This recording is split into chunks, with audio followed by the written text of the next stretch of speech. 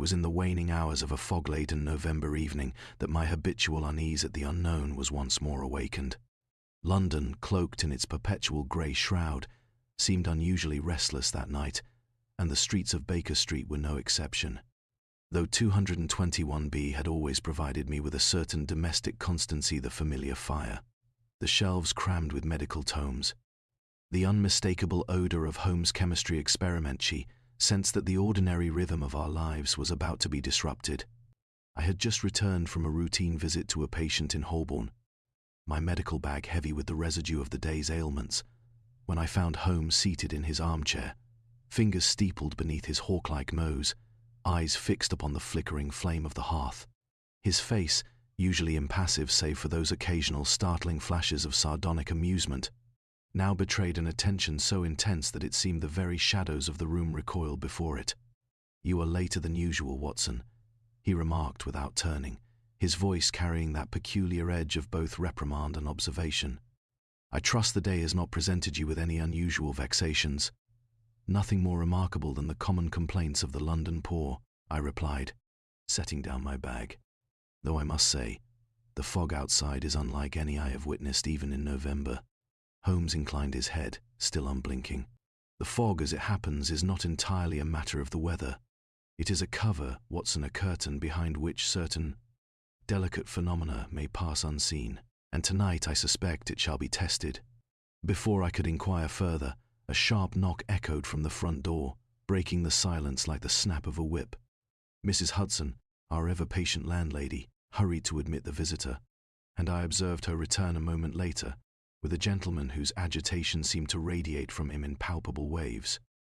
He was of medium height, dressed in a coat that, though once fine, had clearly seen hard service, his face pale and drawn, eyes darting with the furtive alertness of one who fears unseen observers. He carried in his hand a small, scuffed suitcase and a single leather boot.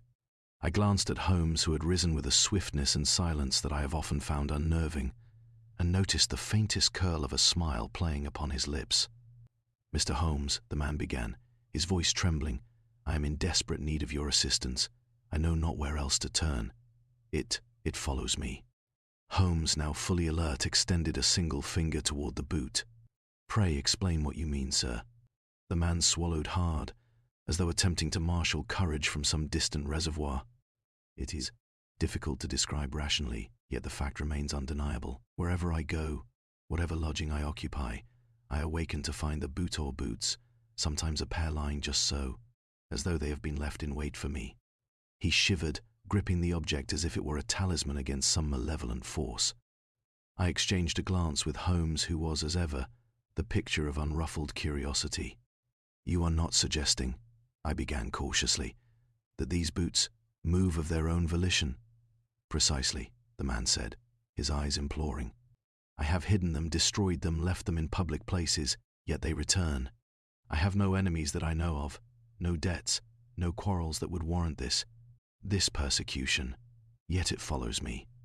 Holmes' expression, at first inscrutable, gradually softened into one of measured interest. "Fascinating," he murmured. "And you have preserved one as evidence, I perceive." He gestured to the boot in the man's hand. "Observe, Watson, the scuffing and peculiar wear patterns. Not, at first glance, remarkable, yet I suspect the truth lies within these very minutiae." I observed the boot as Holmes held it delicately between finger and thumb, as though afraid that rough handling might disturb some hidden secret. Indeed, the leather bore an unusual patina, not simply from age or common use, but from contact with surfaces and substances which suggested a pattern both deliberate and subtle. "May I inquire your name, sir?" Holmes asked, his eyes now flicking toward me only briefly before returning to his new object of fascination. "Edmund Travers," the man replied. "I am a clerk by trade. I lead a quiet life. Yet this nightmare has rendered me fearful to leave my own home." Holmes inclined his head, his mind visibly racing, though I could only follow the surface of his deductions. "And the first appearance of this peculiar harassment, 3 nights past. I returned from my office in the city, and found a single boot upon my doorstep. I thought it a cruel joke at first. Then the following night a pair appeared in my bedroom, and I dare not describe the terror of awakening to see them before me." Holmes straightened, a spark of that familiar, chilling enthusiasm in his eyes. "Watson," he said softly, "this case will require all our faculties. Observe the simplest truths. The man is not mad, nor is he exaggerating. The boots are real, and the fear genuine. Yet there is a method here, a deliberate human agency behind what seems supernatural. The question is, what purpose does it serve?" I could feel the tension in the room, a taut wire stretched between our rationality and the unexplained. I watched as Holmes returned the boot to Travers, his fingers brushing against the leather as if testing for some invisible tremor of deceit. "Mr. Travers," he said at last, "you have come to the right place. Rest assured. We shall uncover the truth behind this strange and persistent visitation. But I must ask you to remain entirely candid in all particulars. Nothing is too trivial, no detail too minute to escape notice." The gentleman nodded, his relief palpable, though tempered by an underlying dread that seemed inseparable from his being. I could not help but note the peculiar symmetry of his fear with the boots themselves. Rigid, almost lifeless, yet imbued with a presence that weighed upon the imagination. As he departed, promising to stay nearby while we investigated, Holmes turned toward me, his gaze once more inscrutable. "Watson, do you perceive it? The clue lies not in the fear, but in the fear's object. Observe how the mind, when confronted by a persistent, tangible symbol, is drawn inexorably toward assumption. And yet, we must look elsewhere, at the minutiae that escape the ordinary observer." I nodded, though I had little inkling of what he meant. I knew from years of shared cases that to question his deductions prematurely was often a waste of breath. I would observe, record, and trust that in due course, the fog which now enveloped both London and this peculiar mystery would be pierced by Holmes' unparalleled reasoning. That night, as I retired to my room, I could not shake a singular sense of unease. The gas lamps outside glimmered faintly through the thick fog, casting eerie shadows across the cobbled streets. Somewhere, perhaps, the boots of Mr. Travers or the mind behind them were already at work, silent and inexorable. I lay awake, pondering the simple terror of a pair of shoes, and how something so mundane could inspire a dread so profound. Little did I know, of course, that this was merely the first step into a labyrinth of deception, cleverness, and danger, one that would test not only our intellects but our courage. As the case of the boots that followed me unfolded in a manner as precise and unsettling as Holmes himself. The following morning, London greeted us with its usual mixture of drizzle and fog, a dampness that seemed to seep into the very bones of the city. I had barely finished my breakfast of toast and weak tea when Holmes, standing by the window with a thin curl of smoke from his pipe hanging above his keen features, broke the silence. "Watson," he said, voice low, almost reverential, "do you not find it singular that a man's fear should be concentrated upon such an innocuous object? Shoes of all things, yet he is certain, is he not, that he is being followed?" "I do indeed," I replied, seating myself across from him. "And it strikes me as particularly vexing that the ordinary observer, myself included, would immediately consider the supernatural. But you do not." Holmes smiled faintly, the corners of his mouth twitching in that sardonic fashion that always suggested amusement at the world's slow comprehension of truth. "Precisely, my dear Watson. The supernatural is rarely so obliging as to manifest itself in boots. No, the explanation is human, deliberate, and executed with the utmost care. Observe, Watson, that the mind, when presented with an anomaly, will often ignore the mundane truths which lie beneath, seeking instead the dramatic, the terrifying, the improbable, and therein lies our advantage." His words, though enigmatic, were always precise in their implication. The devil, as he so often reminded me, was in the details. And it was in details that Holmes' brilliance consistently shone. We prepared ourselves for our first visit to Mr. Travers' lodgings, a modest flat in the narrow thoroughfares of Clerkenwell. The streets, though slick with rain and mud, were already stirring with the clatter of hansom cabs and the occasional shout of a street vendor hawking wares to the morning's early pedestrians. The fog, which had thickened overnight, clung to the lamps in pale halos, and I was reminded of why London seemed so often a city of shadows and secrets. Upon arrival, we were met by Travers himself, whose agitation had only intensified since our prior meeting. He ushered us hurriedly into the small parlour, glancing over his shoulder as though expecting the boots or their master to appear at any moment. "Here," he said breathlessly, indicating the corner of the room where two boots lay upon the floor, positioned neatly as if awaiting some invisible occupant. They appeared here last night, though I was certain I had left none. I dare not sleep. Holmes crouched beside them, his eyes narrowing in that way that always unnerved me. He examined the soles, the scuff marks, the stitching, and even the faint traces of mud and dust adhering to the leather. "Curious," he murmured. "Observe, Watson, the asymmetric wear upon the heel, the subtle abrasions on the outer leather, and the manner in which the laces have been arranged. It is a pattern, deliberate, yet intended to be overlooked. There is much to be learned from these trivialities." I leaned closer, noting the peculiarities he had already begun to catalogue. The boots, though appearing ordinary at first glance, bore traces of an unusual sequence of movement. Small scratches consistent with a heavy tread, faint residues of ash, and an unusual smear upon the heel which I could not identify. "Holmes, do you truly think the person who left these intended to terrorize him? Or is there a subtler motive?" I asked. Holmes' eyes gleamed as he rose slowly, his long fingers entwined behind his back. "It is rarely a matter of terror alone, Watson. Fear is often a convenient tool, a diversion from a deeper objective. And in this case, I suspect the arrangement of the boots, the timing of their appearances, and the obsessive attention with which Mr. Travers notices them are all components of a larger mechanism. We must uncover that mechanism, and for that, we require precision, observation, and patience." We began our systematic inspection of the flat.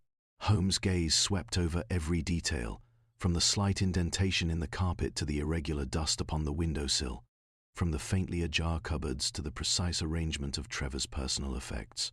I followed as best I could, making notes of what seemed to me to be minor curiosities. A smudge of ink upon the mantelpiece, a faint impression upon the letter rack, a partially extinguished candle whose wax had hardened at an odd angle. Holmes, however, perceived significance in each, murmuring his deductions in low tones I could scarcely follow. "Observe, Watson," he said finally, "the manner in which the boots have been placed upon the floor. They are aligned toward the doorway, suggestive of an intended direction of approach. Note also the absence of footprints leading directly to them. This is no mere accident. Our perpetrator is meticulous, perhaps even obsessive. And there is more. Consider the residue upon the heel. Ash. Yes, but not from any ordinary hearth. This is industrial ash, likely derived from a nearby foundry or furnace." I felt a chill.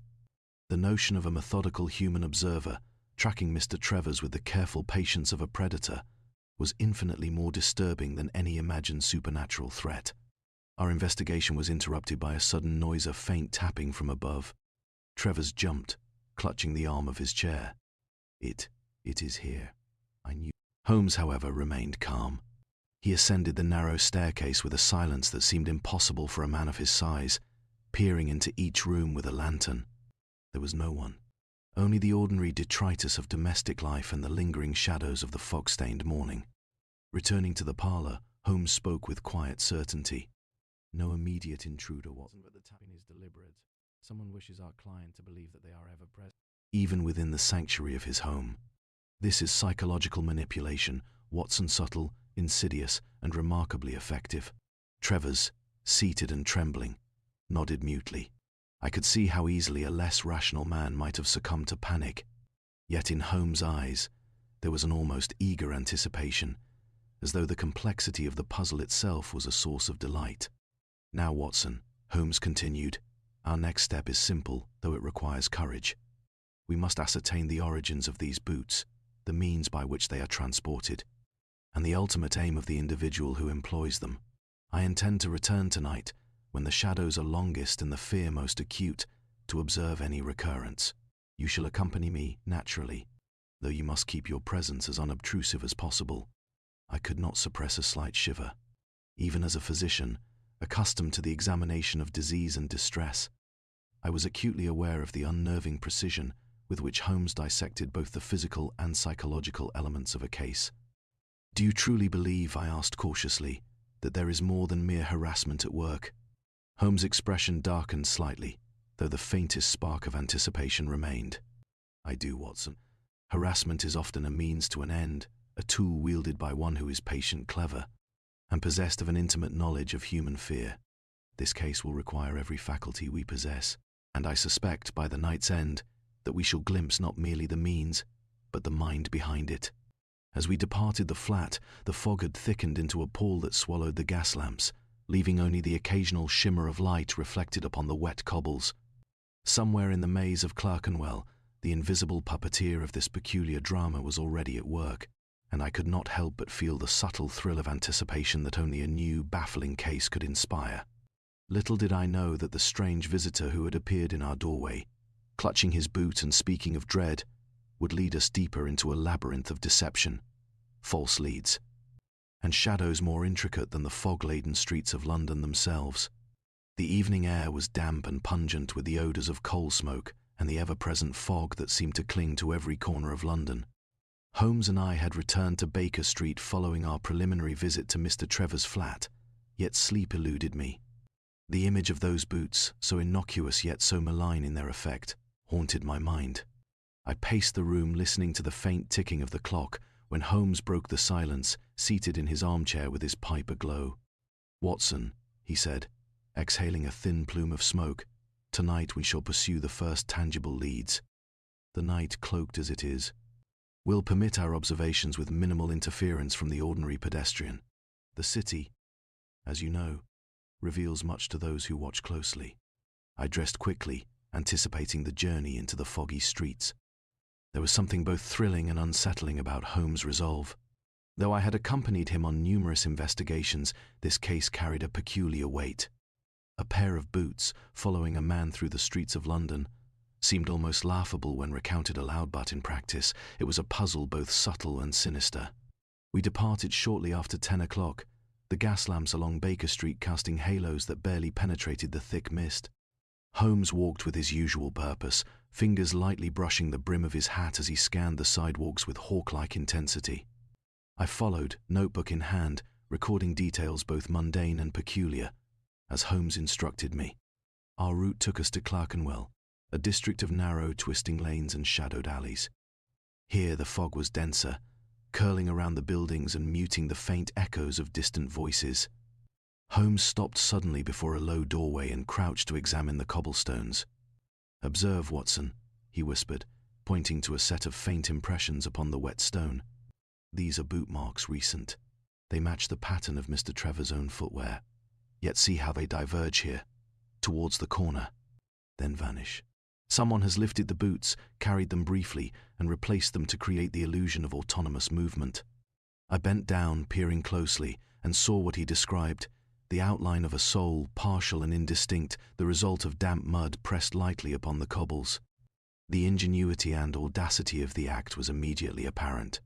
Whoever was behind this had considered every detail, anticipating the terror such evidence would inspire.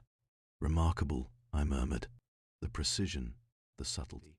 Only someone intimately familiar with—" Holmes nodded, his gaze flicking upward, noting the flickering lights from the upper floors of surrounding buildings. "Precisely, Watson. And observe the direction of approach. These marks indicate that the boot saw the agent carrying the mentard from the north, perhaps via an alleyway hidden from casual view. It is a controlled operation, carefully executed, intended to provoke anxiety while remaining undetected." We continued along the street, Holmes' steps deliberate, his eyes catching minute details invisible to the untrained observer. A scrap of paper fluttered in the gutter, and he paused to pick it up. It was nothing more than a torn page from a ledger, yet the pattern of ink smudges suggested it had been handled recently, perhaps dropped in haste. "Even the smallest traces tell a story, Watson," he murmured.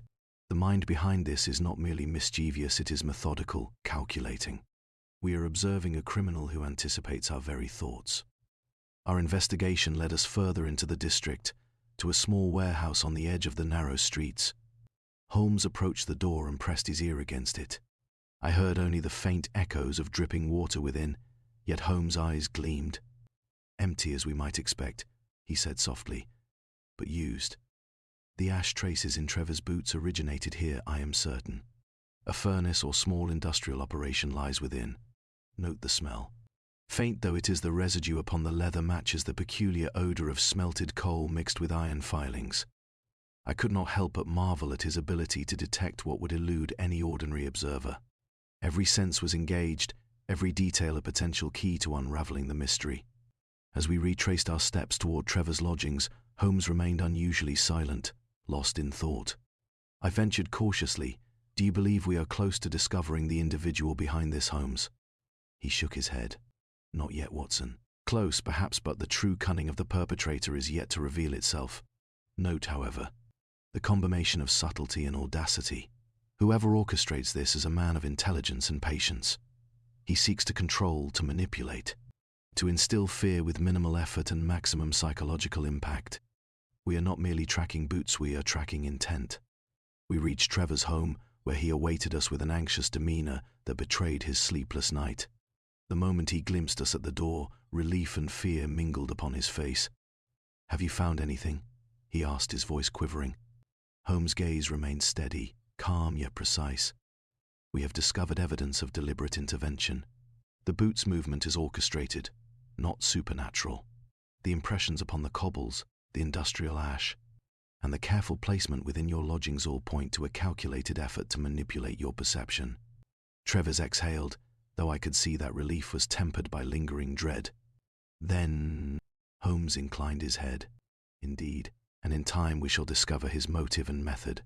But we must proceed cautiously. One misstep could alert him to our scrutiny." Later that night, back at Baker Street, I found myself reflecting upon the case with a mixture of fascination and unease. The Boots, so ordinary in appearance, were instruments of terror and precision. Holmes, ever methodical, had begun to unravel the threads. Yet I sensed that the full tapestry of this mystery would prove far more complex than either Travers or I could imagine. As I retired to my room, I cast one last glance at the fog-shrouded street outside. Somewhere in the labyrinth of London's alleys, the man behind this strange persecution moved silently, leaving only traces for those perceptive enough to notice.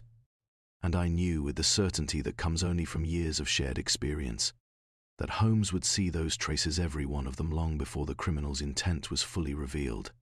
Thus ended another day in the service of intellect and observation. Yet I could not shake the foreboding sensation that the Boots would reappear with a message, subtle and insistent. For Mr. Trevisan, that the city itself had become a stage upon which an invisible hand was preparing the next act of this singularly peculiar drama. The following morning the streets of London were unusually crisp, the fog having lifted just enough to reveal the damp, glistening cobbles beneath a pale winter sun. Despite the slight brightness, an air of unease seemed to cling to Clerkenwell, as though the city itself were aware of the peculiar case that had drawn Holmes and me into its narrow alleys.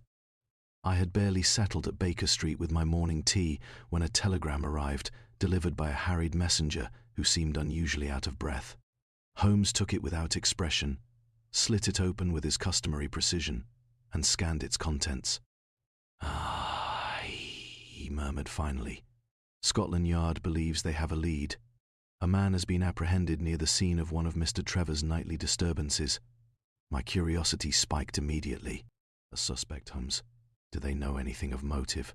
Holmes shook his head. "Nothing more than that he was seen loitering near the alley where the recent boot traces were found. They intend to question him and assume the case nearly solved." I felt a flicker of impatience. It was always unnerving to observe the Yard, earnest yet hampered by their conventional methods, leap to conclusions when a case demanded the subtlety and precision that only Holmes could apply. "Come, Watson," he said abruptly, donning his overcoat. "We shall pay a visit. Let us see this man for ourselves before the police decide to draw conclusions."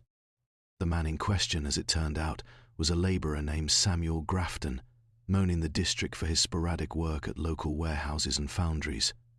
He had been brought to a small, dimly lit room at Clerkenwell police station, where he sat upon a wooden bench, shoulders hunched and eyes avoiding our gaze. His boots were worn and caked with mud, his coat grimy from labour. Inspector Lestrade greeted us with his usual combination of officiousness and relief. "Ah, Mr. Holmes, Dr. Watson. We were just about to commence questioning. Convenient, isn't it?" Holmes inclined his head politely, his expression unreadable. "Indeed, Inspector. Pray tell me how you came to apprehend Mr. Grafton." Lestrade launched into his account, explaining that local constables had noticed Grafton lingering near the alleys and warehouses implicated in Trevor's account. His timing and proximity, Lestrade assured us, made him the most likely culprit. I studied Grafton, noting the nervous glance he cast at the floor, the way his fingers fidgeted with a loose thread on his coat. To a casual observer, he might indeed appear guilty, yet there was something about Holmes' manner, so calm and deliberate, that suggested he was withholding judgment. Holmes, after a few moments of silent observation, spoke gently to the man. "Mr. Grafton, I understand you have been seen in the vicinity of certain alleys over the past several nights. Can you account for your presence?" Grafton's voice trembled slightly. "I work at the foundry nearby, sir. Sometimes I finish late. I might have passed through, but I had no dealings with anyone's boots, nor did I wish to scare anyone." Holmes' eyes narrowed imperceptibly. "Indeed, and yet the police seem confident of your guilt." Grafton nodded mutely, too bewildered to speak further. I leaned toward Holmes in a whisper. Surely this man's presence is circumstantial. The boot impressions and the industrial ash those traces could be explained by his work. Holmes' expression remained calm, though his eyes glimmered with that familiar spark of insight. "Precisely, Watson. Observe the subtle distinctions. The ash upon Trevor's boots is not consistent with ordinary labor at a foundry. It contains traces of finely ground metal filings, which suggest a controlled exposure, deliberately applied. Our suspect here is honest, or at least uninvolved in the orchestration of this terror. Yet Lestrade, in his eagerness, interprets proximity as guilt. This is a common mistake." I nodded, reassured by Holmes' quiet certainty. Yet I could see the inspector's frustration mounting. Then who, if not him, would go to such lengths to terrify an innocent man? Holmes shrugged lightly, though the movement was more a mask than an admission. "That is precisely what we must determine. The criminal is meticulous, patient, and clever. He orchestrates not only the physical evidence but also the perception of guilt. Grafton's presence is convenient for the police, yet irrelevant to the true investigation. Mark my words, Watson. The culprit thrives in shadows and obscurity. The boots, as trivial as they seem, are his instruments. The man we seek is at liberty, observing, perhaps even aware of our scrutiny." Lestrade, growing impatient, leaned forward. "Holmes, I must insist you cooperate. We cannot have this hand-waving while a man might be freed. Surely you have some proof?" Holmes smiled thinly, almost humorously. "Inspector, proof follows observation. In time, the facts will speak for themselves. For now, we observe, we analyze, and we wait for further incidents. The mind behind this will reveal itself through consistency, or if clever enough, through error. Either way, we shall detect it." As we left the station, I remarked upon the peculiar balance of frustration and fascination that Holmes always seemed to maintain.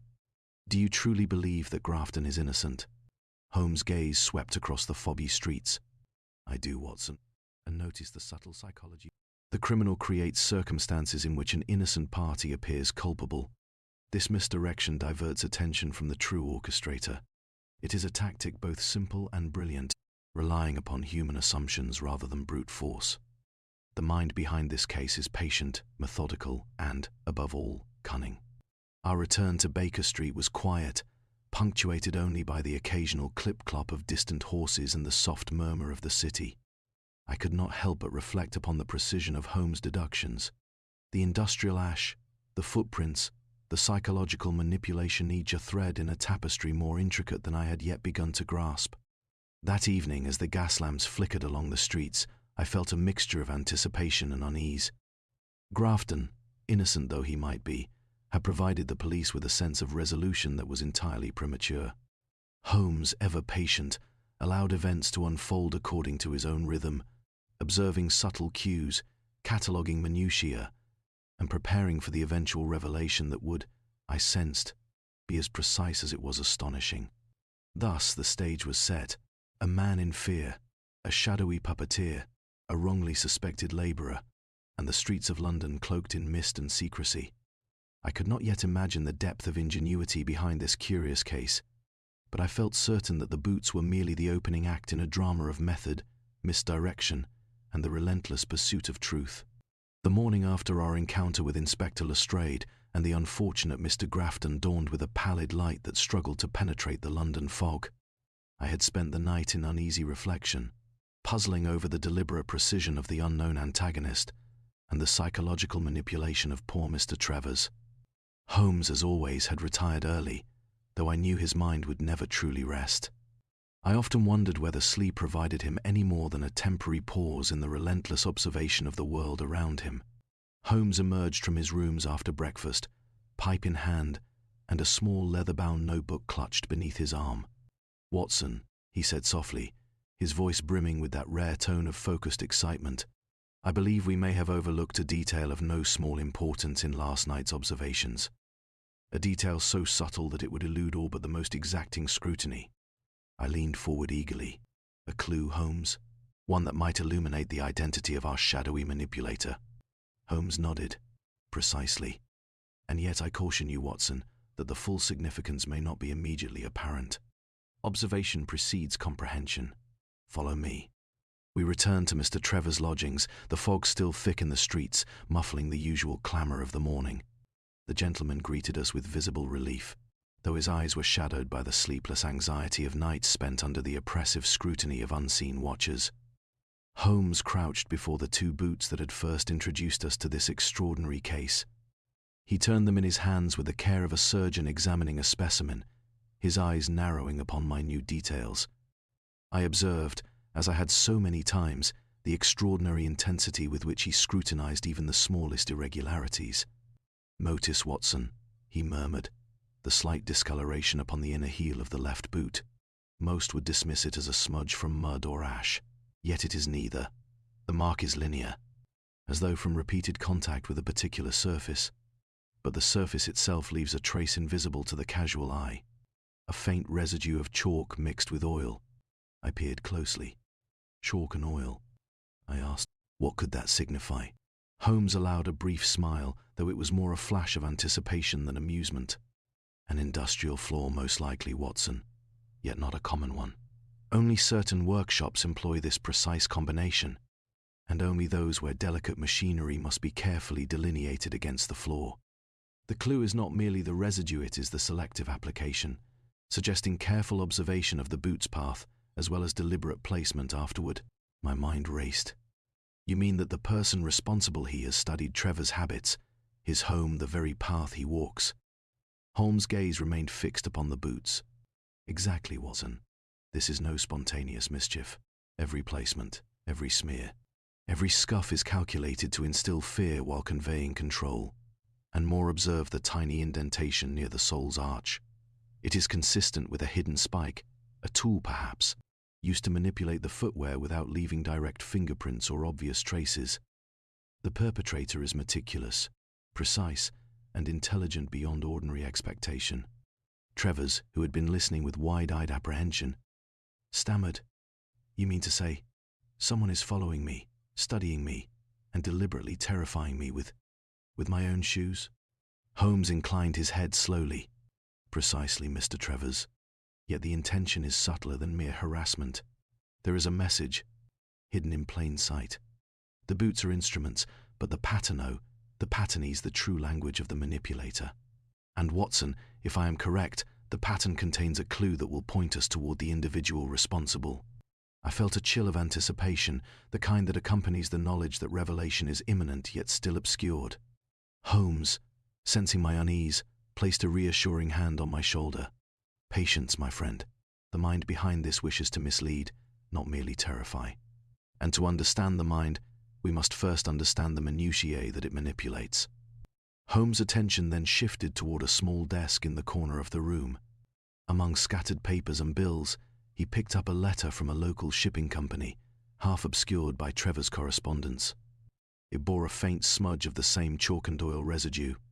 "See here, Watson," he whispered. "This correspondence appears innocuous, yet it carries the same trace as the boot's heel. Whoever is orchestrating this case is moving through the city in a methodical manner, and this document tells us more than the police might imagine. It is the conduit for observation, a mark of opportunity. Our manipulator moves in spaces unnoticed, yet leaves evidence only for those patient enough to see it." I scribbled notes furiously, attempting to keep pace with Holmes' deductions. "So, Holmes," I ventured, "we are searching not merely for a person who leaves boots, but for someone who understands these spaces, the path of Trevor's life, and how to exploit them." Holmes' eyes gleamed. "Exactly. And there is yet more, Watson. Observe the orientation of these boots over the past 3 nights.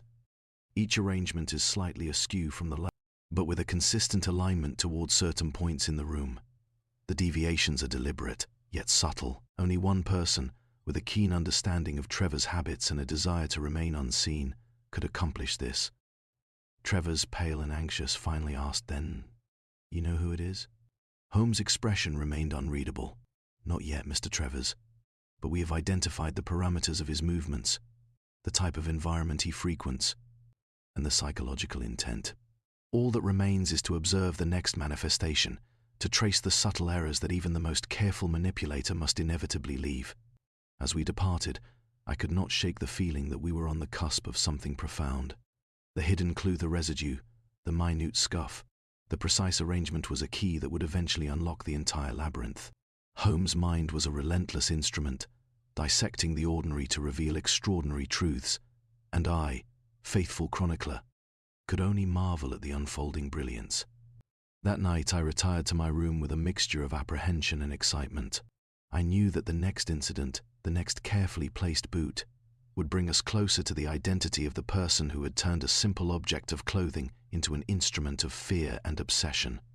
And as I drifted into a restless sleep, I wondered, when the pattern was fully revealed, what would it tell us about the mind that orchestrated it and the shadows in which it moved? London's fog had returned with a vengeance that evening, curling along the streets like a living entity intent on hiding every movement, every secret. I had spent the day attending to my practice, though my thoughts never strayed far from Mr. Travers and the unsettling pattern of boots that had so unnerved him. Holmes, as usual, had retired early into his laboratory-like study, leaving me to wonder what intricate reasoning occupied his formidable mind. We reconvened at Baker Street as dusk settled, the gas lamps flickering and casting long, wavering shadows upon the walls. Travers awaited us, pale and anxious, a man fraying at the edges of his nerves. He seemed almost to shrink before Holmes' penetrating gaze, as though the detective could see into the very core of his fear. "Mr. Travers," Holmes began, "we must observe the night together. Your fear is not merely a matter of imagination, it is being manipulated. Tonight, we shall see if our adversary leaves further evidence." The gentleman's voice trembled. I will endure it, Dr. Holmes." Holmes inclined his head with a brief acknowledgement, then directed Trevor to prepare for his usual evening routine, maintaining normality while we lay in wait. I observed the methodical precision with which Holmes arranged our small surveillance. A chair at the window, unobtrusive, notes ready, lantern dimmed to avoid drawing attention. Every element had its place, and every shadow became a potential source of information. Hours passed with agony. The fog thickened until it seemed to envelop the street in a muffled silence, broken only by the occasional clip-clop of distant horses or the faint murmur of a late-night vendor. Travers remained tense, glancing nervously at the window every few minutes. I felt the weight of the night press upon me, my anticipation mingled with apprehension. And then, just as the clock in the street struck 11, movement caught my eye. Across the narrow thoroughfare, a figure emerged from the mist, carrying a bundle that seemed to shift slightly with each step. My heart quickened. Holmes, motionless beside me, gave a barely perceptible nod toward the window. The figure paused before Trevor's building. I could discern only vague outlines, hat, coat, careful, deliberate movements. Then, with almost theatrical precision, the bundle was set down at the doorway. Holmes' sharp eyes had already noted the detail I missed. The faint imprint upon the cobbles, the careful placement indicating familiarity with the precise angles and proportions of the doorway. Travers, barely able to contain himself, whispered, "It's the boots." Holmes remained calm, his expression unreadable, as he descended silently to the street. I followed, heart pounding, notebook in hand, as he approached the small bundle. The fog seemed to swallow us, lending the scene an eerie, unreal quality. Holmes bent over the bundle and, with careful hands, revealed 2 boots, positioned just so, as if awaiting our attention. Upon examination, he noted the same chalk and oil residue, the same subtle scuff patterns, and an additional anomaly, a faint smudge of red clay upon the left heel. "Observe, Watson," he murmured, "the escalation. Our manipulator has altered his technique, perhaps anticipating our scrutiny. The addition of this clay is deliberate, yet inconsistent with previous placements. It indicates that he is testing the responses of both Mr. Travers and, by extension, ourselves. I glanced toward Travers, who trembled visibly, and felt a pang of sympathy for the man whose life had been reduced to a series of orchestrated terrors. Holmes straightened and surveyed the street. "Watson, note the direction from which the figure approached. Northeast alley. It is the same approach as before, yet there is a deviation in placement. The manipulator wishes to convey unpredictability. This is a psychological game, designed to instill constant vigilance, perhaps even paranoia. And yet, even in this deviation, he has left a trace for the observant eye." I leaned closer, trying to discern what he had already noted. "What trace, Holmes? A pattern in the deviations. Watch closely, Watson. Each placement, each shift, correlates with a particular window, doorway, or object within Trevor's home. This is a map of observation. Our manipulator is creating a record of the environment itself. He is both student and conductor of fear, orchestrating a symphony in which the terror is the music." As we returned the boots to Trevor's flat, I could not shake a sense of foreboding. Holmes had observed more in minutes than I might in hours, and yet I knew that the true significance of these details would not be revealed until the manipulator revealed his next move, or, more accurately, until he erred. That night, as the fog pressed against the windows of Baker Street and the city seemed to hold its breath, Holmes and I reviewed our notes.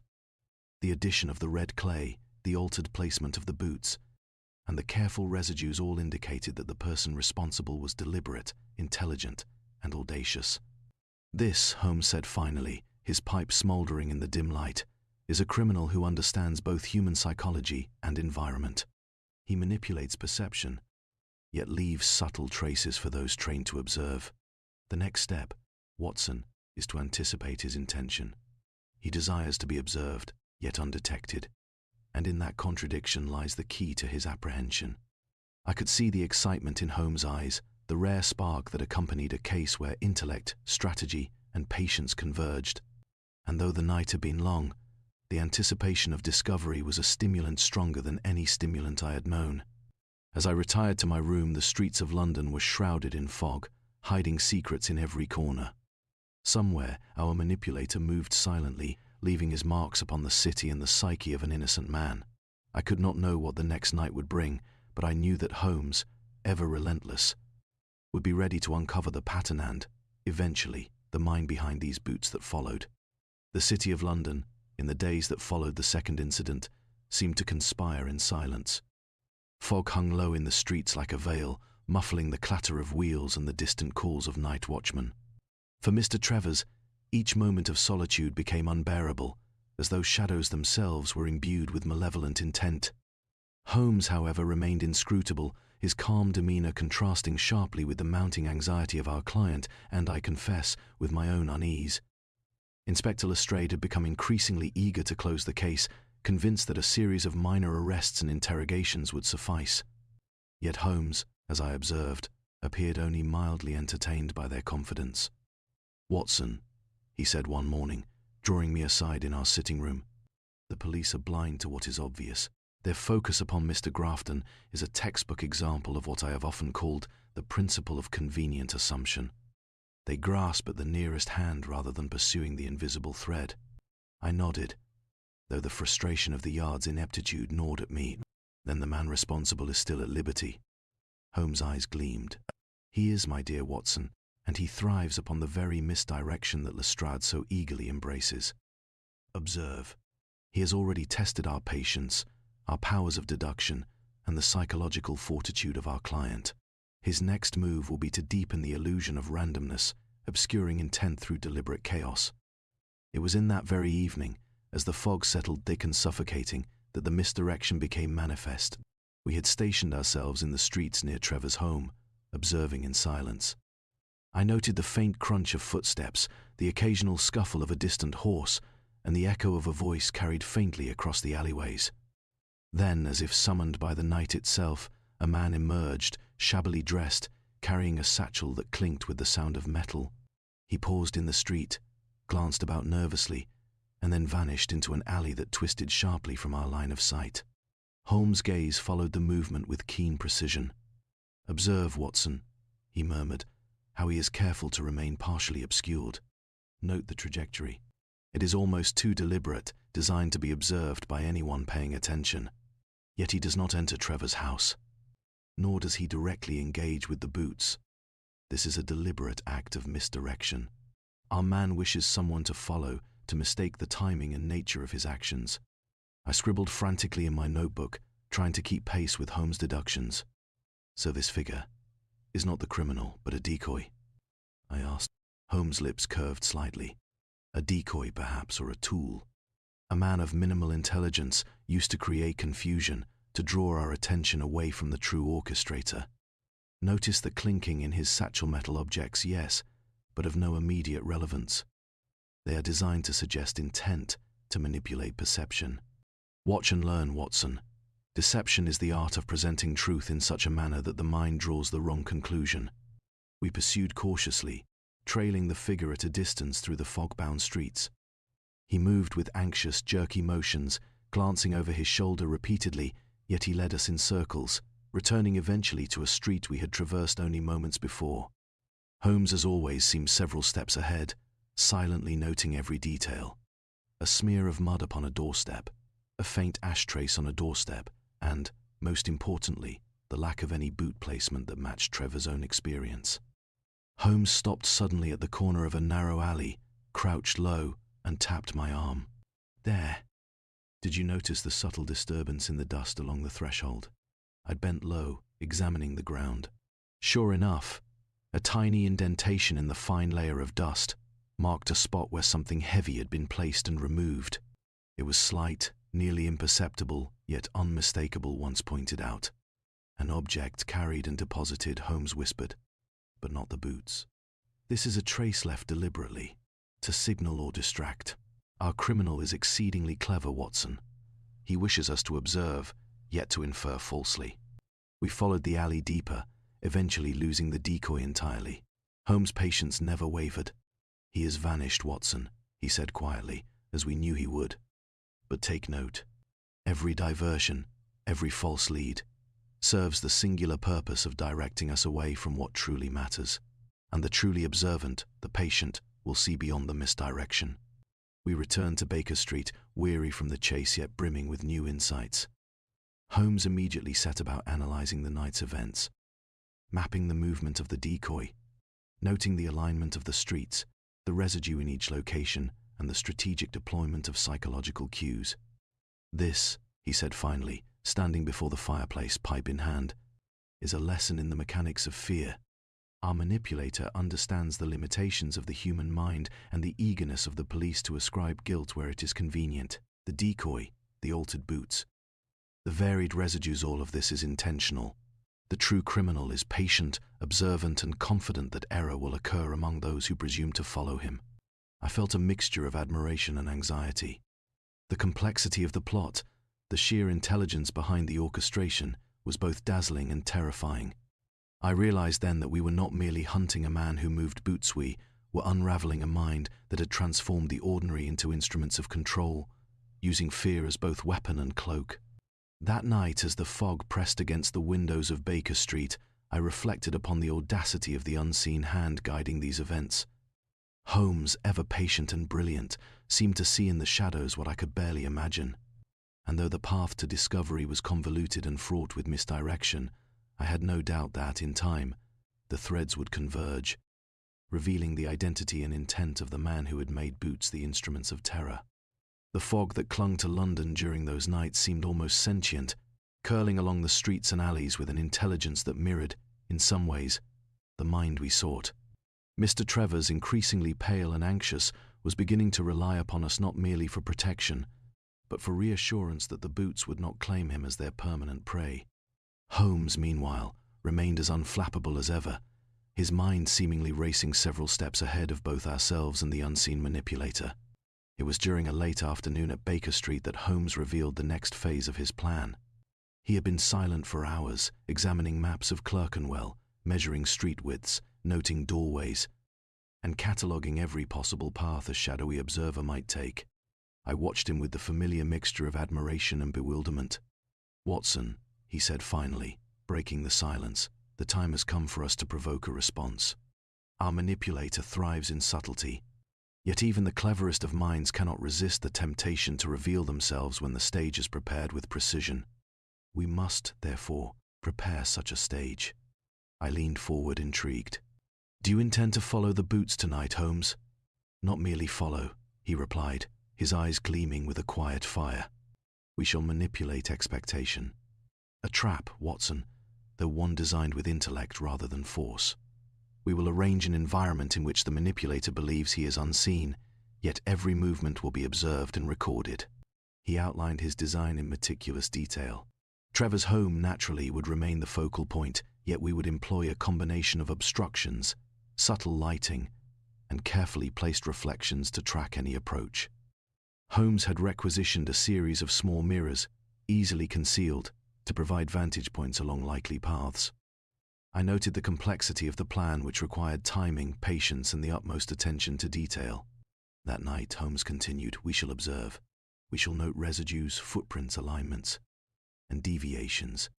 The manipulator is patient, yes, but all men, even the most cunning, are prone to overreach. He will make a subtle error, and that error shall expose him. As evening fell, we took our positions. Trevor's, trembling yet obedient, performed his usual routine, while Holmes and I stationed ourselves in the shadows, every sense attuned to the environment. The streets were shrouded in fog, the gas lamps casting feeble light that barely pierced the gloom. Every distant footstep, every rustle of movement was recorded mentally and in my notebook. Hours passed with a tension so thick it seemed to press upon my chest. And then, as the clock chimed 11, a shadow emerged from the mist. Holmes signaled for silence, and we observed through the concealed mirrors. The figure moved with the same deliberate caution we had noted before, yet tonight something was different. A small glint caught the gas-lit object, metallic, held briefly before being tucked into a satchel. Holmes whispered, "Observe, Watson. The manipulator has taken the bait. Note the deviation in path, the subtle hesitation. These are the hallmarks of someone calculating risk and reaction. And therein lies our advantage." I watched intently, heart pounding, as the figure approached the doorway of Trevor's residence. Holmes instructed me to remain perfectly still, to note the minutiae. The faint dust displaced on the doorstep, the imperceptible scuff along the boot's heel, the way the figure's gaze flickered toward a particular window. Then, with deliberate care, the figure deposited the boots at the doorway, precisely as before, but in doing so, pressed a single boot slightly against the doorframe, dislodging a small pebble. It fell with a barely audible sound, yet Holmes noted it immediately. "Ah," he murmured, eyes alight. "There our subtle error. The manipulator has overstepped. That pebble will lead us directly to him. Mark my words, Watson, he has underestimated our observation." I could hardly believe the level of acuity required to see such a minor discrepancy.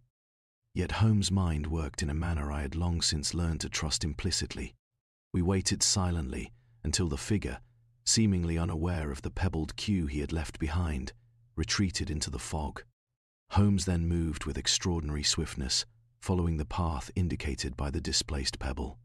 I trailed closely, noting how he seemed to anticipate every turn, every obstacle, as though he were reading the very intention of the unseen man. The streets twisted and narrowed, yet Holmes never hesitated, his observation unerring.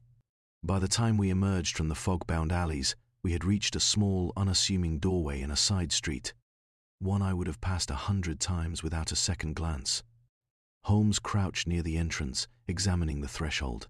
Here the chalk and oil residue, combined with the faint trace of red clay, confirmed our suspicion this was the manipulator's domain. Holmes turned to me, his voice calm but charged with anticipation. "Watson, the trap is set. We have observed, we have noted, and he has left the trace that will betray him. The next act will unfold, and we shall finally see the hand behind the boots." As we prepared to observe from a concealed vantage, I felt a thrill of anticipation mingled with apprehension. For the first time, it seemed as though the manipulator's patience had met its match, and the shadows that had once protected him were about to be pierced by Holmes' extraordinary insight. That night, I realized, would mark the turning point in a case that had confounded even the most perceptive minds. Holmes, ever deliberate, had orchestrated a subtle intellectual trap, one that required no force, no confrontation, only observation, deduction, and the inevitable error of a man who believed himself unseen. And in that error, we would finally glimpse the truth. The night had fallen in thick, whispering fog, and Baker Street was unusually silent, as if the city itself awaited the culmination of our long pursuit. Holmes, as ever, had already prepared the next stage of our plan, arranging both Travers and myself in positions of observation and restraint. There was no anticipation of violence here, rather, a precision so exact that I could scarcely imagine the layers of thought required to orchestrate it. Holmes had insisted that Travers invite no one else into his home, yet he had summoned Inspector Lestrade under the guise of discussing the continued disturbances. I could see the inspector's eagerness to finally claim the case as his own, though Holmes' manner left him uncertain and slightly uneasy. Holmes began by retracing the chain of events over the past days. "We are dealing, gentlemen," he said, with a mind that understands both fear and perception. "Mr. Travers has been tormented not by mere happenstance, but by deliberate manipulation. Let us consider the evidence, the instruments, and the psychology in proper order."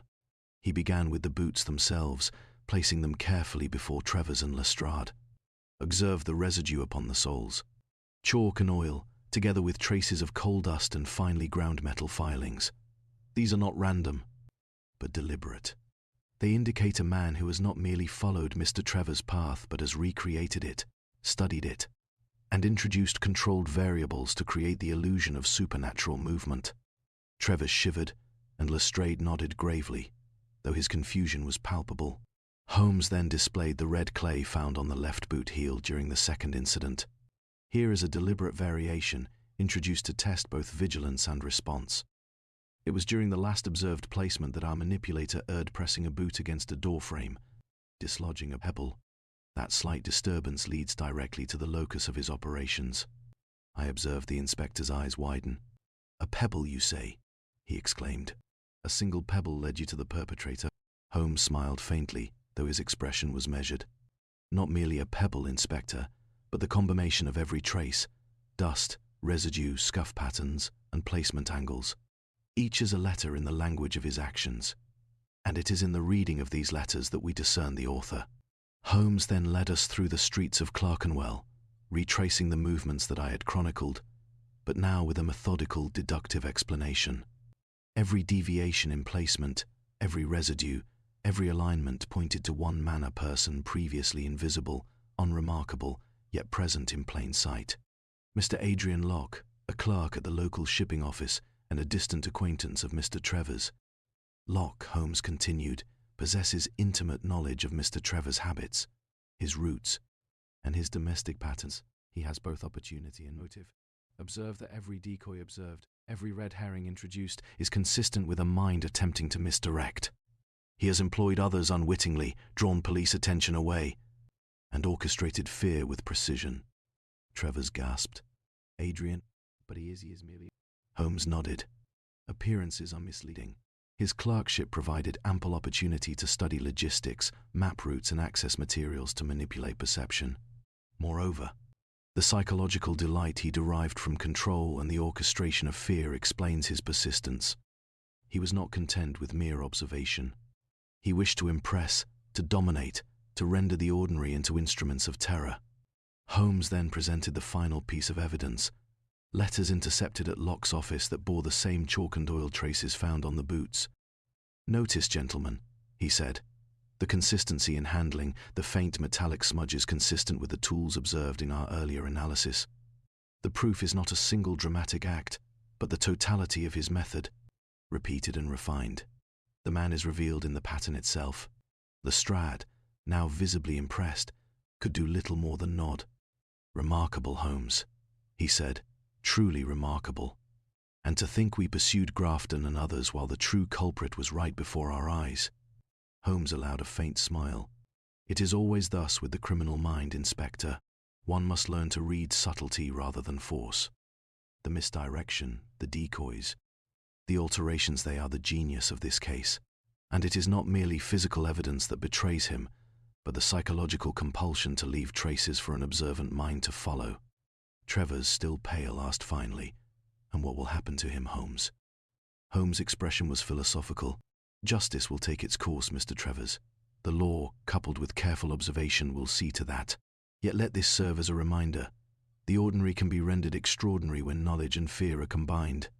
That night, as we returned to Baker Street, I reflected upon the brilliance of Holmes' deduction. The entire drama had unfolded not with violence, but with subtlety, intellect, and psychological insight. A man had been revealed, not through luck or confrontation, but through the patient reading of the world, the patterns in dust and residue, and the smallest gestures that betray a meticulous mind. Holmes, reclining in his chair, pipe in hand, turned to me with his usual sardonic expression.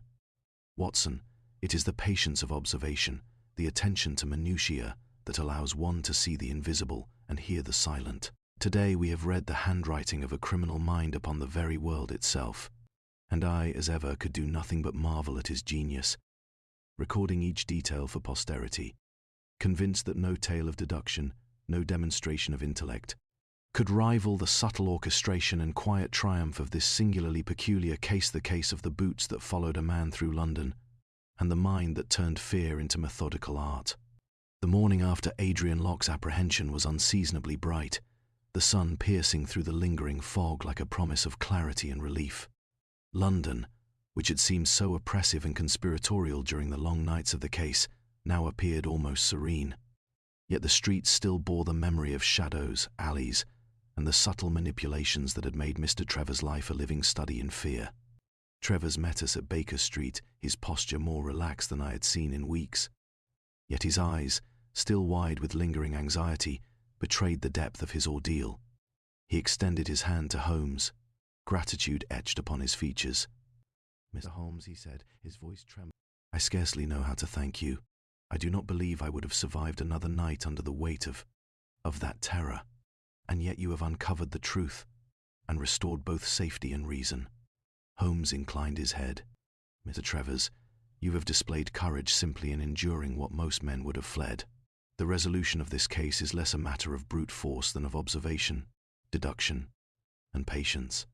Your role was to persist, to maintain the ordinary, which allowed us to reveal the extraordinary." Lestrade, who had accompanied Travers, chimed in with his usual mixture of admiration and relief.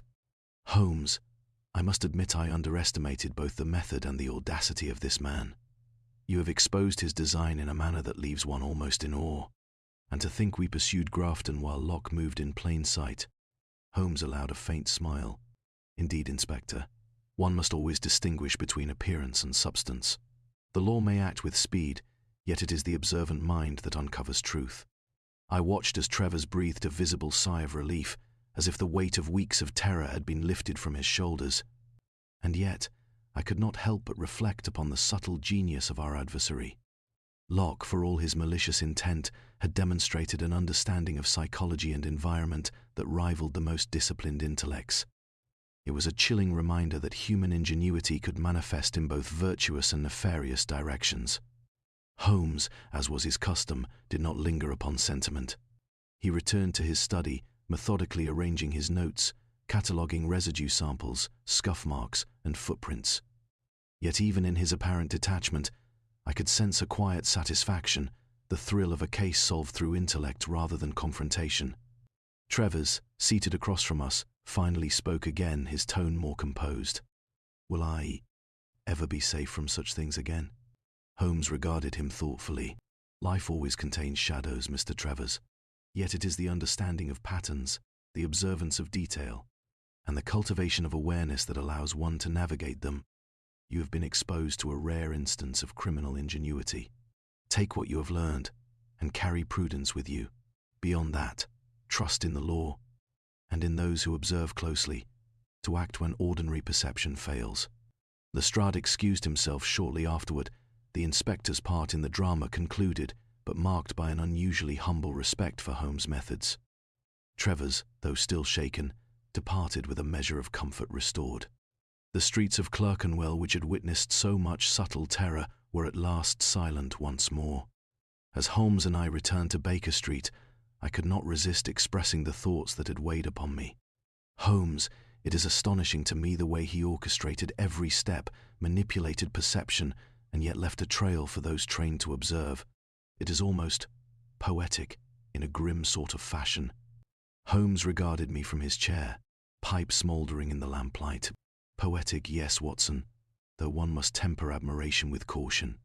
The criminal mind, when tempered by malice, can produce extraordinary complexity. Our task is not to marvel at it, but to discern and, if necessary, to act. In the end, the law and intellect converge, and reason prevails. I sat quietly, watching him catalogue his deductions with precise care, and I reflected upon the nature of our work. The boots that had so unnerved a man, the clever misdirection, the interplay of fear and observation. It had been a case not of violence, but of intellect, patience, and subtlety. It was perhaps the purest form of criminal artistry we had encountered. And yet, as always, Holmes remained detached, philosophical, and entirely in control. He had revealed the invisible, traced the imperceptible, and illuminated the dark recesses of human cunning. For Trevor's safety was restored, for Locke justice would follow. For Holmes and for me, as his faithful chronicler, it was another lesson in the extraordinary potential of observation and reason. As I prepared my notes that evening, the quiet of Baker Street seemed almost sacred. The lamps cast gentle light upon the familiar furnishings, shadows of the past cases lingering only in memory. Holmes reclined in his chair, eyes closed for a brief rest, yet I knew his mind continued to trace patterns, solve problems, and anticipate the subtle machinations of the world around him. Thus concluded a case that had begun with something as ordinary as a pair of boots, yet had unveiled a mind of extraordinary cunning. The terror had passed, the clues had been followed, and the truth had been revealed. And in the quiet aftermath, I could only marvel at the clarity, patience, and brilliance with which Sherlock Holmes had once more triumphed over obscurity and deceit. The days following Mr. Trevor's liberation from his unseen tormentor were marked by a peculiar stillness in London.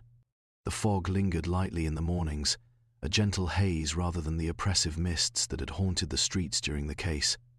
Baker Street, by contrast, seemed imbued with a quiet satisfaction, the air tinged with the scent of pipe smoke and polished brass. Holmes, as ever, conducted himself with a composed energy, moving about the rooms with meticulous attention to his studies, his chemical reagents, and the tiny artifacts collected during the investigation. I, meanwhile, took the opportunity to reflect upon the extraordinary sequence of events. The case had been unlike any other I had chronicled, not for violence or audacity, but for the subtlety with which a single man had orchestrated fear through something as mundane as a pair of boots. I found myself marveling at the ingenuity required to manipulate perceptions so thoroughly, to transform ordinary objects into instruments of psychological power. Holmes, noticing my contemplative state, spoke without looking up from his notes.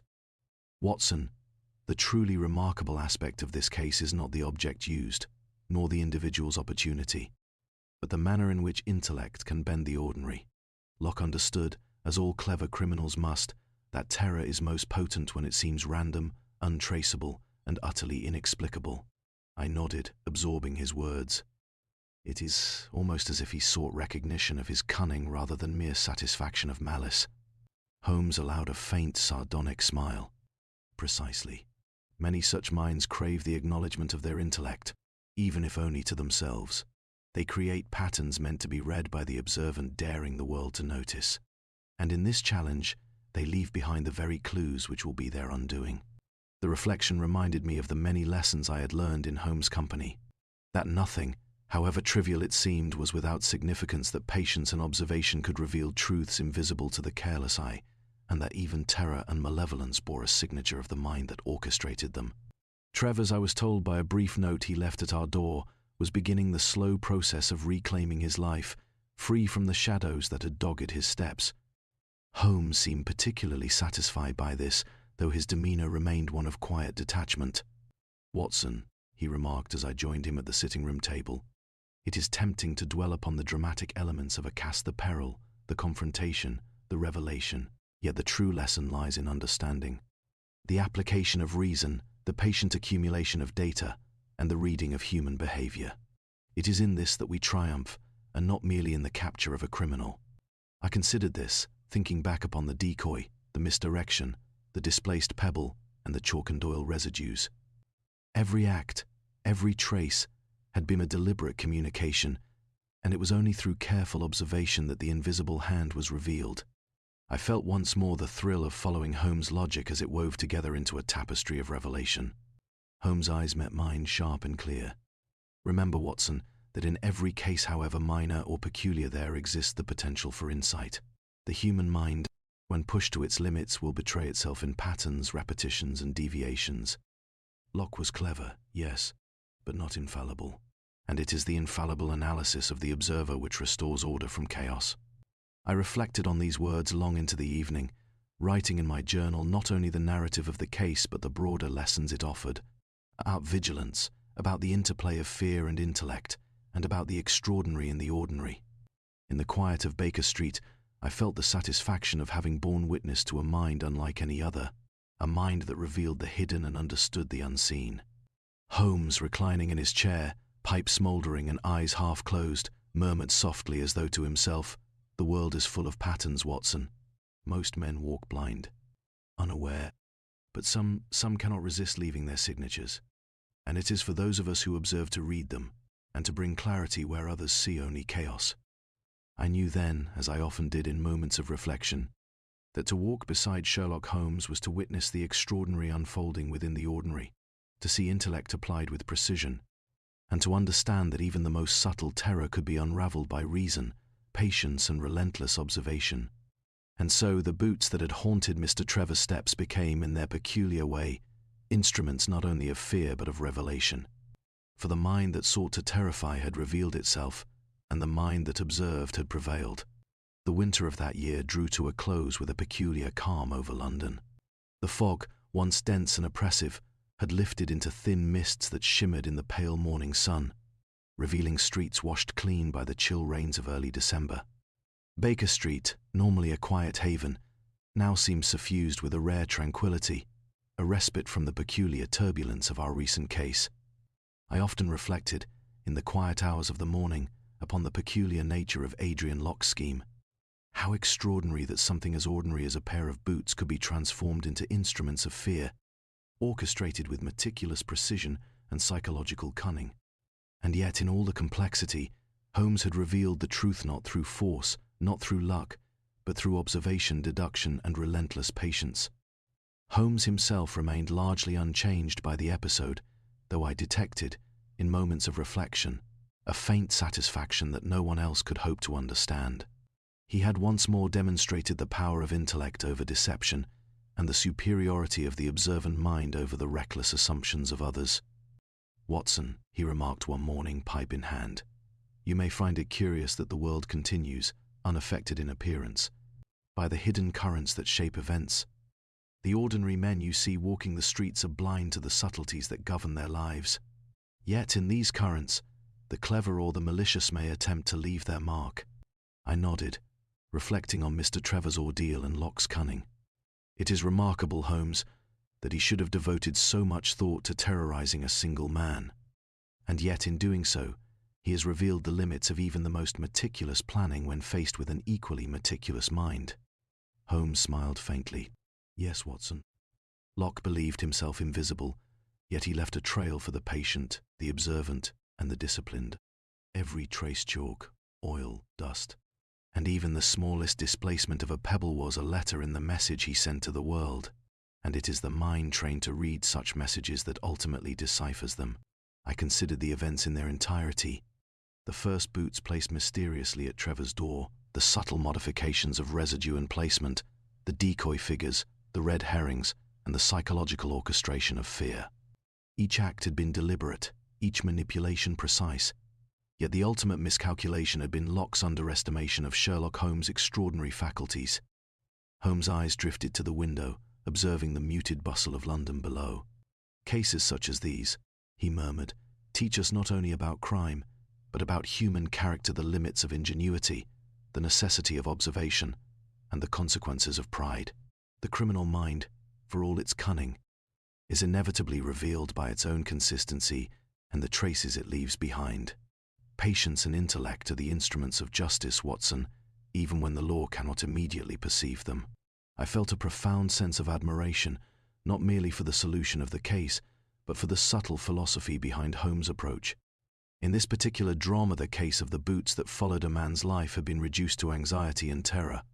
Yet through intellect and reason, that life had been restored and the criminal held accountable. Holmes turned to me, his expression at once sardonic and contemplative.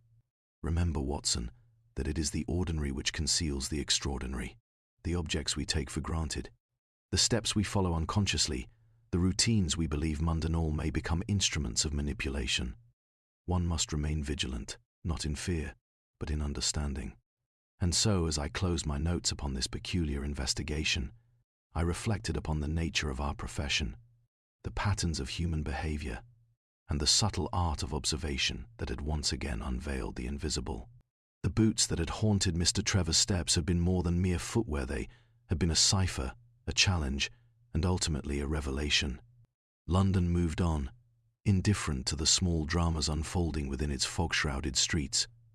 Yet in the quiet of Baker Street I could witness the profound interplay of intellect and deduction, the triumph of reason over fear, and the enduring brilliance of Sherlock Holmes. And though the streets would see countless more mysteries, shadows, and manipulations, I knew that we would meet them with the same patience, observation, and unerring insight that had brought this curious and remarkable case to its rightful conclusion. Holmes, ever the philosopher as much as the detective, reclined in his chair, eyes half closed, pipe glowing softly in the lamplight. And I, as his faithful chronicler, could do nothing but marvel, record, and learn from the extraordinary precision of a mind unlike any other, the mind that had once again illuminated the hidden and revealed the truth where none had dared to look. Thus ended the peculiar and remarkable case of the boots that followed a man through the streets of London, a case that would remain in my memory, a testament to observation, intellect, and the quiet triumph of reason over fear.